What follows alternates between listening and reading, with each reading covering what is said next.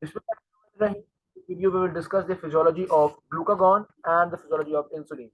The physiology of insulin is really hygiene since diabetes mellitus and thyroid pathologies are among the most important topics of endocrinology. And you cannot understand diabetes mellitus well if you don't have the concepts regarding insulin.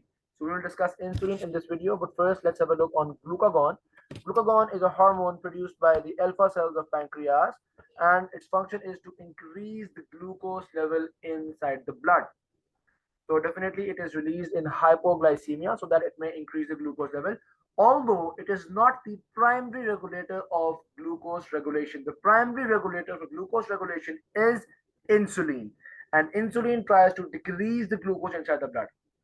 Other regulators include glucagon, growth hormone, cortisol, and so on. But remember, all other hormones increase blood glucose. Insulin is the only one, the brave one who is independent, who is alone and still trying to do its work. So insulin tries to decrease the blood glucose. Growth hormone tries to increase blood glucose. Cortisol tries to increase the blood glucose. Glucagon tries to increase blood glucose, but still insulin dominates, and insulin is the primary regulator. All right.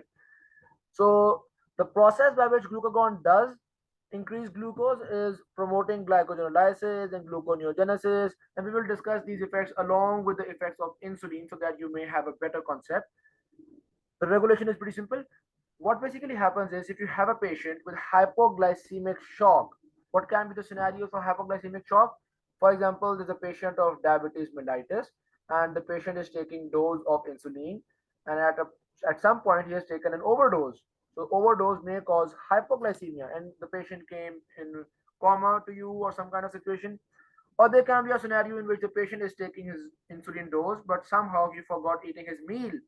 So the insulin will cause hypoglycemia. So there can be several scenarios in which you get a patient with hypoglycemic shock. How can you treat hypoglycemic shock? Is giving glucose intravenously, but definitely giving glucose intravenously is only possible in a very particular environment in a hospital or in such facilities. If somebody is at home, what he can do is just give a medicine of glucagon. So glucagon increases the blood glucose, and so it is useful in hypoglycemic shock. And which effect of glucagon has the most immediate response? That is glycogenolysis. So glucagon increases glucose by gluconeogenesis, glycogenolysis, and other procedures. But in hypoglycemic shock, the most useful effect of glucagon is glycogenolysis, since breakdown of glycogen provides immediate glucose. Now we can head towards insulin. Insulin, first of all, the biochemistry of insulin is important. And what is important in it is C-peptide. What basically happens is that when our pancreas produces insulin, so it basically produces pre-pro-insulin inside the rough endoplasmic reticulum. This pre-pro-insulin is then converted into pro-insulin, right? Pro-insulin is stored in the secretory granules. So what is stored in the secretory granules of pancreas is pro-insulin. And then pro-insulin is converted into insulin, and this conversion also occurs in the secretory granules. All right, this is occurring in the secretory granules. So just before the release, the insulin is present inside the secretory granules of your definitely the pancreas. And if the pancreas is producing extensive insulin, that means that the rough endoplasmic reticulum is more developed, since the release of insulin is increased in the pancreas.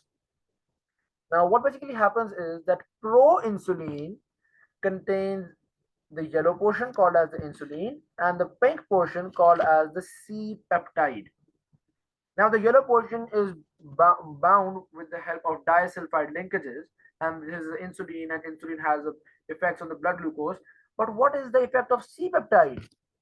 We don't know any useful benefit or useful effect of C-peptide, but there is a significance of C-peptide for our clinical perspective. And that significance is that whenever there is increased C-peptide inside the blood, we realize that insulin secretion is increasing. You may ask that we can simply check the level of insulin. Yes, we can. But in situations when patient is taking exogenous insulin, still insulin will be high in the blood, but C-peptide will be low in the blood. So C-peptide tells you the secretion of insulin from pancreas. So if you have a scenario in which the patient has high level of insulin and hypoglycemia, but there is no C-peptide in the blood, you will understand that pancreas is not responsible for this excess insulin. There is some exogenous source of insulin. And in other case, you get a scenario in which there is a patient with high level of insulin and high level of C-peptide. This means that now pancreas is responsible for high level of insulin. So C-peptide basically tells you the source of insulin. If there is high C-peptide in the blood, this means pancreas is producing high insulin, or pancreas may produce high level of insulin due to any kind of insulinoma, or due to secretagogues, which are drugs, or due to type 2 diabetes mellitus, or any situation. Whenever pancreas releases more insulin, there will be higher C-peptide. All right. This is very similar to thyroglobulin released by thyroid. Whenever there is high thyroglobulin, this means thyroid is releasing excessive thyroid hormones. And if there are excessive thyroid hormones without thyroglobulin, this means that patient is getting exogenous thyroid hormones. So C-peptide C-peptide for insulin is similar to thyroglobulin for thyroid hormones. All right. So insulin is synthesized in pancreas, cleared by liver and kidney. So this is the excretion of insulin. Now let's have a look on the effect of insulin, and we will also understand the effects of glucagon. So have a look on this diagram. Basically, insulin will do everything to avoid glucose inside the blood, and it is an anabolic hormone. So it tries to, I mean, produce the mega molecules, produce the big things, to increase the body weight, to increase the protein, to increase the fat, to increase the glycogen, to do every kind of thing, but to decrease the glucose inside the blood. So have a look. There is glucose inside the blood. I'm sorry for this. All right. There is glucose inside the blood. And how can this glucose be regulated? There are points where glucose is absorbed inside the muscle, glucose can be absorbed inside the liver, glucose can be absorbed inside the fat tissue. So what insulin will do is increase absorption in the muscle, increase absorption in the liver, increase absorption. So it increases the uptake of glucose, right? And then if glucose is being converted into glycogen, insulin will promote it. It's very good because you're making a bigger molecule. But if glycogen is being broken down into glucose, insulin will inhibit it. So glycogenolysis is inhibited, but formation of glycogen is promoted by insulin. Similarly, if triglycerides have been broken down into fatty acids, insulin doesn't like it. So it inhibits the lipolysis. Because what insulin does is to take things away from it, take things away from glucose. Formation of fat is promoted, formation of glycogen is promoted, formation of proteins are promoted, formation of everything is promoted, but glucose should be decreased. The formation of protein is promoted and breakdown of protein is inhibited, because breakdown of protein will produce amino acids, and these amino acids can be converted into glucose, and insulin knows that. So insulin ultimately increase the uptake of glucose, inhibits lipolysis, and it works on the muscle, it works in the fat, it works in the liver, and all locations, just to decrease glucose from the blood. And what glucagon does is, since glucagon is responsible for increasing glucose in the blood, so glucagon promotes glycogenolysis so that there can be more glucose inside the blood.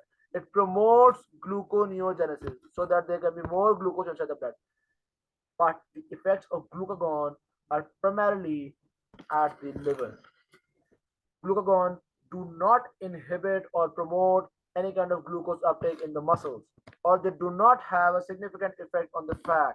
The significant effect of glucagon is only on liver. So the target organ for glucagon is liver, and target organ for insulin is everything: the muscle, the fat, the liver, and everything. Right? So I hope you have a good concept about the effects produced by glucagon and what is the mechanism for that effects. We will understand. So first, let's have a look on the effects. Increased glucose transport in the skeletal muscle, glycogen synthesis and storage is increased, triglyceride synthesis is promoted, even the sodium retention in kidneys, protein synthesis, uptake of amino acids, uptake of potassium, and glucagon release is decreased. Yes, this is also important. Glucagon release is decreased, and this is also, a kind of a betrayal from insulin. Glucagon promotes the release of insulin. Since glucagon says that I am trying to increase the blood glucose, so you may also come and try to delete my effect. I do not mind it. But insulin is really, ruthless. It says that if I am trying to decrease glucose, who are you to oppose me? So insulin decreases glucose and it inhibits glucagon also. It do not like competition, and lipolysis inhibited. So I hope that effects are all clear to you. How are these effects produced? So the receptor for insulin is a tyrosine kinase. This is also important, although in further videos we will discuss different receptors. Have a look on this diagram. What basically happens is that insulin has a receptor, a tyrosine kinase receptor. This receptor has two alpha subunits and two beta subunits. What happens is when the insulin is attached, the tyrosine parts, the tyrosine molecules get phosphorylated. So insulin produces its effect with phosphorylation. You can call it as tyrosine phosphorylation, or since the receptor is being itself phosphorylated, it is also called as autophosphorylation. Although this seems to be like not that important, but they can question the, how basically this happens is that there can be a question in which they say that there is a patient with these symptoms, and these symptoms are due to are because of a hormone, and how is this hormone producing these symptoms? So first you have to diagnose that this patient is having, for example, a diabetes mellitus or deficiency of insulin, and then you will understand that the hormone is insulin, and then you will have to answer the mechanism of insulin, because the options are going to be, for instance, uh, phosphorylation of receptor, cyclic AMP, cyclic GMP, and so on. So you must know the mechanism by which insulin is acting. It acts by tyrosine phosphorylation, and what this does is it increases the glucose transporters at the cell membrane. Glucose transporters are called as the GLUT. You see, GLUT, the GLUT. So insulin does not use any second messenger. The receptor is itself phosphorylated, and this is the first step. Second step is to increase the glucose uptake with the help of increasing GLUT. Now what happens is when the glucose uptake is increased, if it's the glucose uptake is increased in muscle, so insulin is succeeding in its goal, blood glucose is being decreased. And if the glucose uptake is increased in the liver, so again the glucose insulin is achieving its goal. But other than achieving its goal, uptake of glucose also has another effect.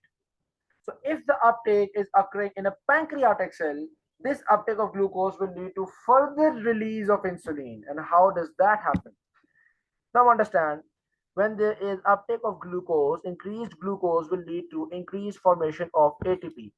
And then there are ATP dependent potassium channels. So increased formation of ATP will lead to closure of these potassium channels. Closure of potassium channel means decreased release or decreased um, transport of potassium out of the cell. Now, if the potassium is not going out of the cell, if a positive ion is not going out of the cell, this means that the negativity inside the cell will decrease, because the negativity increases if positive ion is going out. So now since the positive ion cannot go out, the negativity decreases, and that means depolarization of cell. This depolarization then leads to the opening of voltage gated calcium channels. So potassium channels were ATP sensitive and calcium channels are voltage gated. Now, since the voltage gated calcium channels are open, the calcium comes inside the cell, and this intracellular calcium then causes the release of exogenous insulin. So ultimately, the intake of glucose led to the release of insulin. So when there is high glucose inside the blood, that leads to high release of insulin inside the blood, so that the glucose can be decreased. So what insulin basically does is it increases the uptake of glucose, which not only decreases the glucose inside the blood, but it also promotes further release of insulin. So kind of a positive feedback. All right. So I hope we are done with all these concepts. There's nothing left. Now let's have a look on different transporters. The transporter, which was responsible for the glucose uptake, you can have a look on this transporter. The transporter inside the pancreas is GLUT4. The transporter inside the adipose tissue, inside the this muscles, is GLUT4. So GLUT4 is basically the glucose transporter, which is mainly affected by insulin. But there are other glucose transporters such as GLUT1 present in RBC, brain, cornea, placenta, GLUT2, GLUT3. and GLUT5, which is mainly responsible for fructose, and fructose is present in our semen and that kind of things. All right. So GLUT4 is insulin dependent. Other glucose transporters are not insulin dependent. This means that intake of glucose inside the brain does not depend on insulin. Intake of glucose inside the RBCs does not depend on insulin. They are very, vital kind of things. So brain says, I cannot wait for insulin to come. If I find glucose in blood, I'll take it. That's it.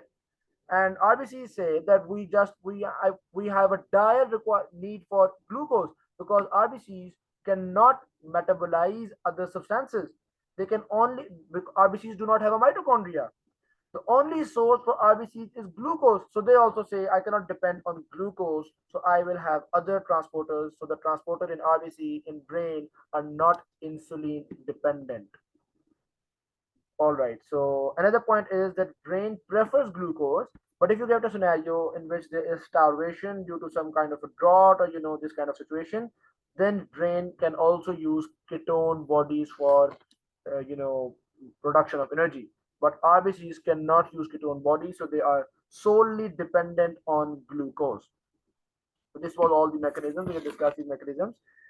Now let's have a look on regulation of insulin. Since the primary goal of insulin is to decrease the glucose inside the blood, so an increased blood glucose is the most potent stimulator.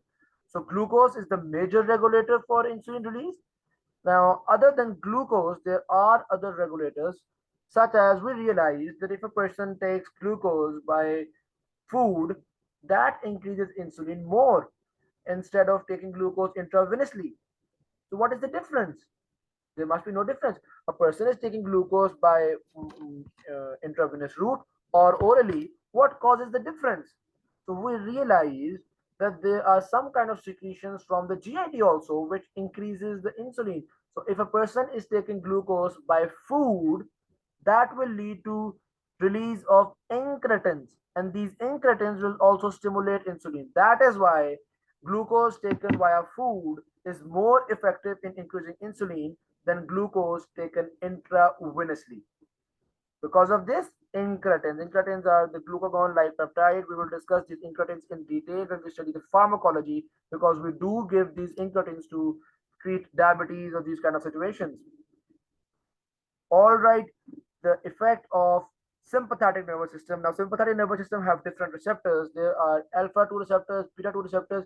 Alpha 2 receptors decreases the insulin because they want the blood glucose to increase. And beta 2 receptors stimulate insulin.